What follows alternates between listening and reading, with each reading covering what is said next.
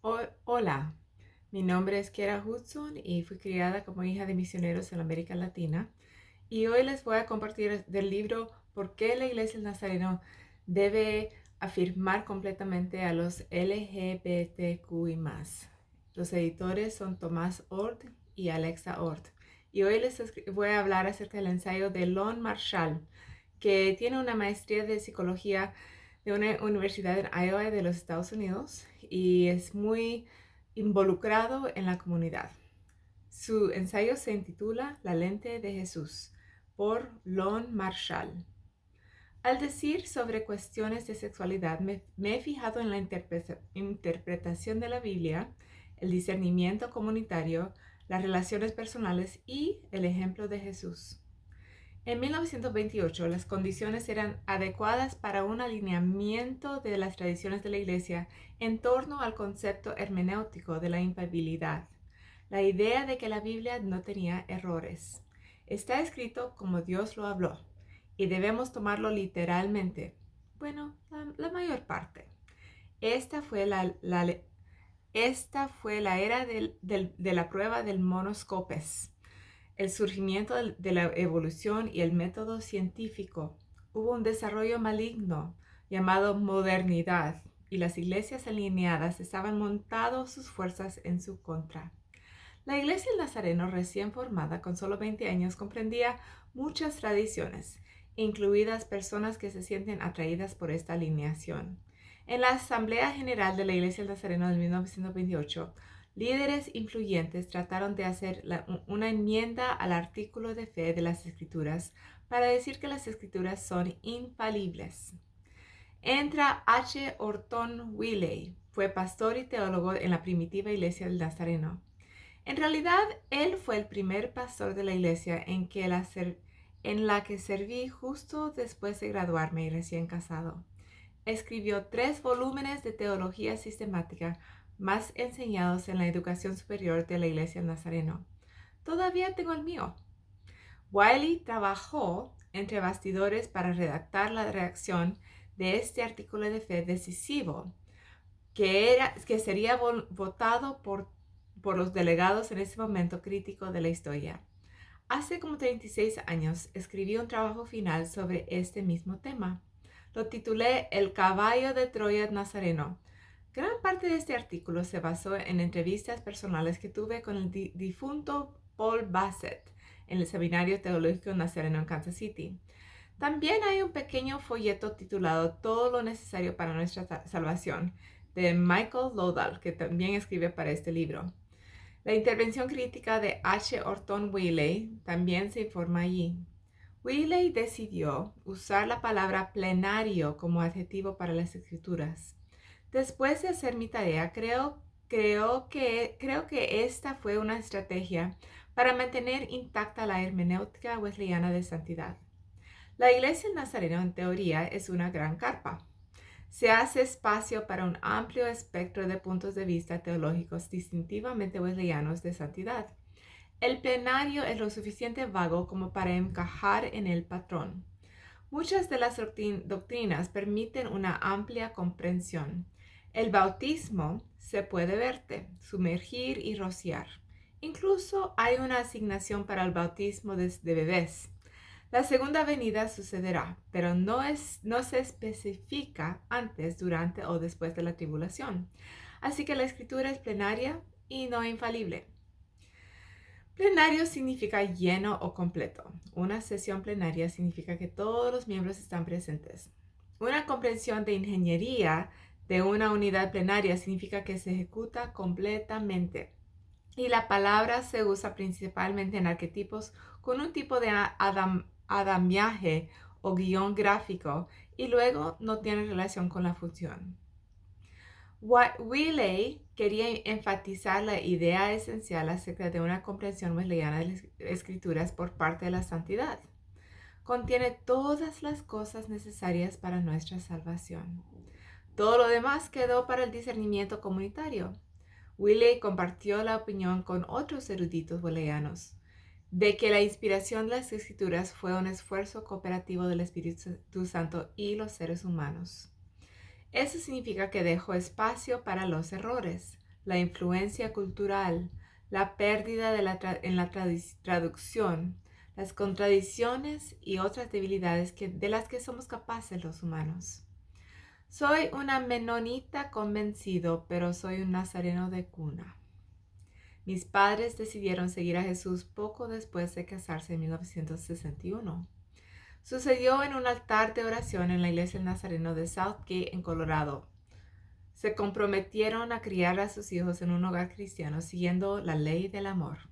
Estoy seguro de que estuve en la iglesia días después de mi nacimiento y no falté ni un domingo por la mañana ni un miércoles por la noche a partir de entonces. Hubo avivamientos, picnics en la iglesia y campamentos en la iglesia. Estábamos integrados en esta comunidad de fe. Nos mudamos a Greeley, Colorado, cuando tenía 7 años y fuimos parte del Sunny View y primera iglesia del Nazareno el resto de mis años de crecimiento.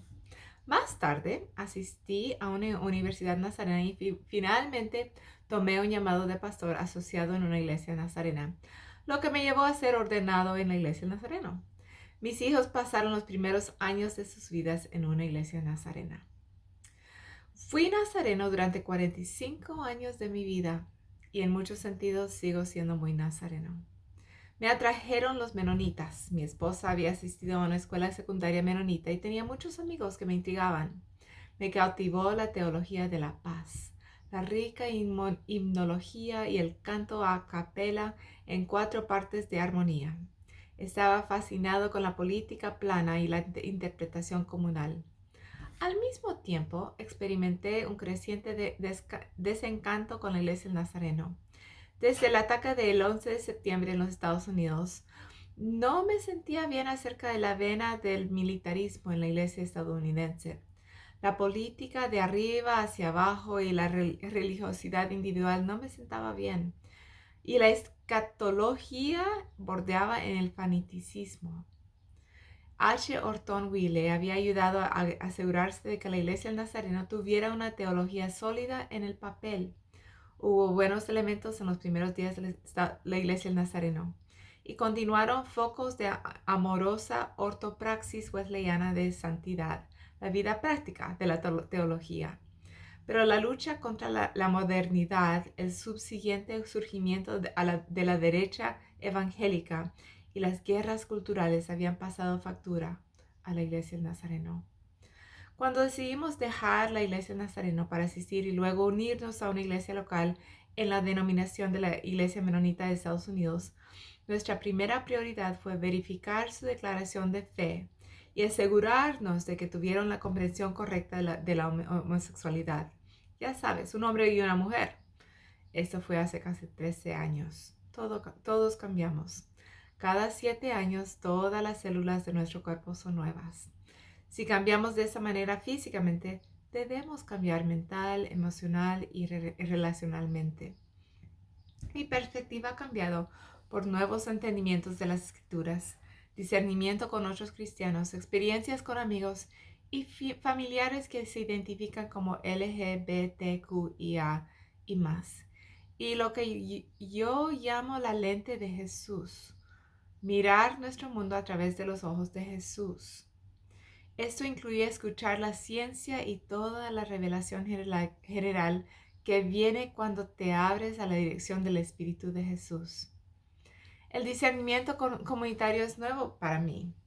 Habiendo sido parte de la Iglesia Menonita de Estados Unidos durante casi 13 años, estoy empezando a entenderlo. Valoramos todas las voces y damos espacio para que cada uno hable. Hay oración y espera la dirección del Espíritu Santo. La toma de decisiones por consenso es el mejor de los casos, pero a veces se necesita votar por un porcentaje mayoritario. Escuchar para entender es a veces todo lo que se necesita. Esperar el turno de uno para hablar es un terreno fértil para una creciente polarización.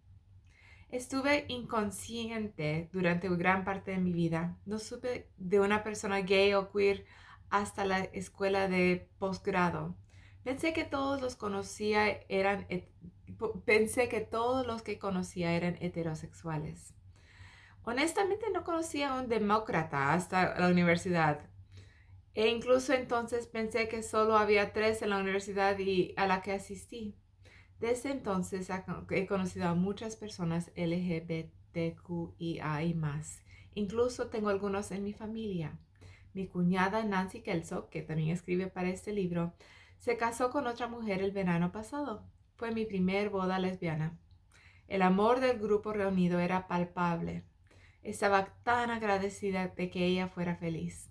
Nancy ha sido muy amable con mi insensibilidad y derecho a lo largo de los años. Literalmente me ha amado de por vida. Si alguien tiene el fruto de espíritu, es ella. Me ha convencido para que cambie de opinión. También fue nazarena y de cuna y ministra en la iglesia del Nazareno. También ha contribuido con una enseñanza de este libro. Lo recomiendo altamente.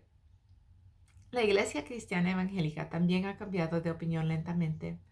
Ahora es casi el statu quo aceptar que una persona puede sentirse atraída por personas del mismo sexo.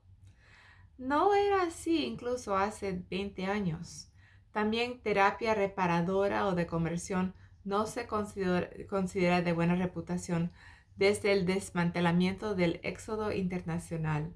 La perspectiva aceptable para los cristianos que no afirman es aceptar la identidad gay y llamar al celibato. Tener una relación cercana con una persona gay o queer marca la diferencia. Cuando nos permitimos tener empatía con estas personas marginadas, nos abrimos a un mundo nuevo. Empezamos a imaginar la parte del cuerpo de Cristo que llenan. En la iglesia menonita he aprendido sobre el enfoque de Jesús, el lente de Jesús para leer la Biblia. Está asociado con la idea de que la Biblia no es un libro plano, lo que significa que cada parte de las escrituras se toma por igual. Hay algunas partes de las escrituras que se elevan por encima de los demás. Hace años, un sacerdote católico carmelita, a quien estaba viendo para recibir dirección espiritual, me dijo que cuando ore, debo buscar algunas palabras de las escrituras para meditar. Dijo que empezáramos con los evangelios y mejor aún las palabras reales de Jesús. Luego dijo, el agua es la más pura, la más cercana a la fuente. También podemos considerar la cantidad de palabras que se escriben sobre un tema. Por ejemplo, la Biblia dice mucho sobre el dinero. También habla mucho sobre los pobres, los oprimidos y los inmigrantes. Prestar atención a lo que Jesús presta atención puede ser útil para discernir cómo tratar a las personas LGBTQIA y más. Hay un par de libros que han sido influyentes para seguir cambiando de opinión después de establecer relaciones personales cercanas con personas LGBTQIA y más.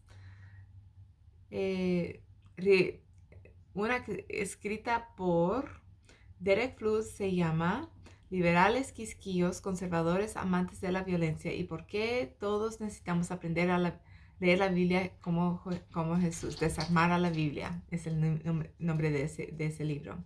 Quiero cultivar una postura de humildad. He decidido que estos asuntos son muy complicados. Una visión wesleyana de santidad de las Escrituras deja espacio para el elemento humano.